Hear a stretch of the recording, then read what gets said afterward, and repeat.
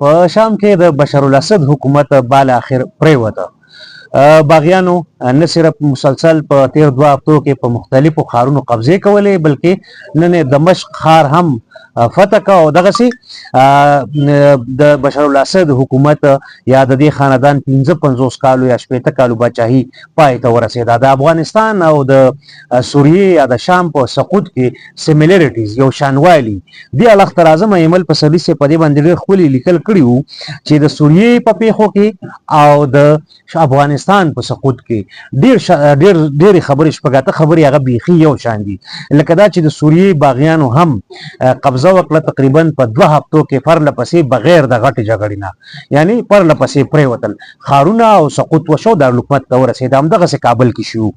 بله سیمیلریټي پکې دا ده چې د افغانستان هم پخواني عسکرو ځینې وسلې جازونه ګاونډي هیواد ته ځان سره اړولي وو، لکه تاجکستان ته عطا محمد نور او دغسې کسانو، ځینې د نیمروز د لارې ایران ته ځان سره پوجي وسایل ټینکونه او وسله ځان سره اړیلي وو، یو قسم تښتېدلي وو ډېر په بخښنې سره.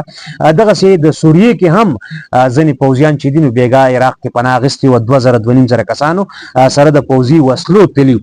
نو دا پکې یو بله سیمیلریټي ده. یو داسې ده چې په افغانستان کې چې کله د نیټو او د امریکا سپورټ افغان نیشنل آرمي ته ختم شو نو هغې د شکست سره مخامخ شو. سیم همدغه کیس بیخي همدغه کیس په سوریه کې وشو یا په شام کې وشو چې د حزب الله ایران او روسي ملاتړ ختم شو یا هغوی په بل ځای کې مصروف وو، هغسې آل اوټ سپورټ ورته نه و نو دوی کولیپس کړه، فعاله وشو. ایمل پسرلي دا هم لیکلي دي چې په سوریه کې یا دمشق کې هم چې کله باغیان رااله حکومت یې سنبال که نو لوی جیل یې مات که، مشرقي مرکزي جیل بندیوان چې کوم دی د هغې دروازې پرانیستې او جیلیان راخلاص کړه یا قیدیان یا اسیران یې راخلاص کړه. او دغسې په کابل کې په پولي چرخي کې دا عمل شوی. یو بل سیمیلریټي یا یو شانوالی هغه دا دی چې د سوریې ډله دغه باغي ګروپونه اوس په حکومت کې بهرحال رال، اوس خو فاتح ګروپونه دي. نو دغه ډله چې کله دارالحکومت ته راننوته نو په ایوان صدر کې عکسونه ځان واغستل او همدغسې بیخي اګزیکټلی په کابل کې شو. کله چې طالبانو افغانستان سقوط کو، کابل طالبانو ته سقوط شو، نو همدغه عمل یې کړی چې یو تاریخي غوندې تصویر الجزیره نشر کړی و چې په ایوان صدر کې جنګیالي ناست وو ټوپکو سره.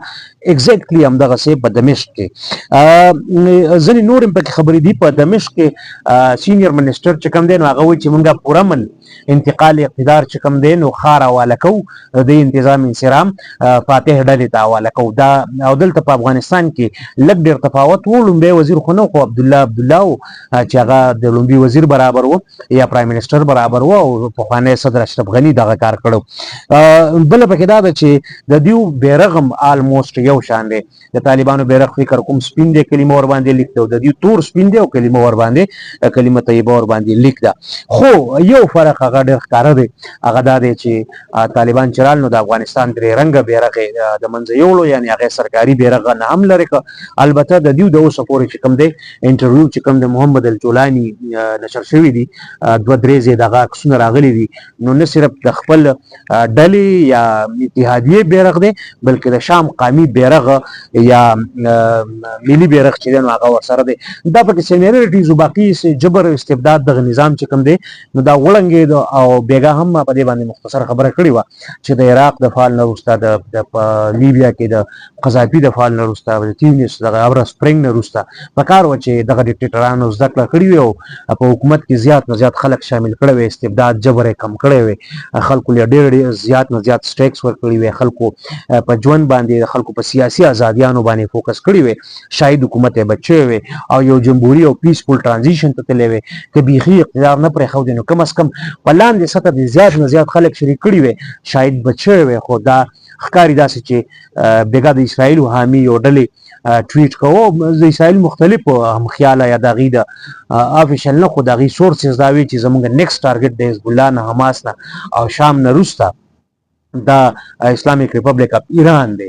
اوس دا د اسرایل په کې څومره لاس دی، اسرایل به دغلته په یو خطه کې پوځیان هم ساتي، 80 کیلومتره پراخه سیمه کې به اسرایل خپل پوځیان به تور بفر زون ساتي تر څو دغه جنگیالي لاړ نشي. هغه ته یو بل سیمیلریټي پکې دا و چې طالبان چې کله افغانستان کې رال نو دوی هم وی چې مونږ بدل شو، هغه په خواني نه زموږ نظریات او یا فکرونه یا طرز عمل به بدلی. او همدغه سي محمد الجولانی د دې ډله دا وی دغه هيئت تحریر شام دی هم دغه داوا کوي. دا پکې یو بل سیمیلریټي ده.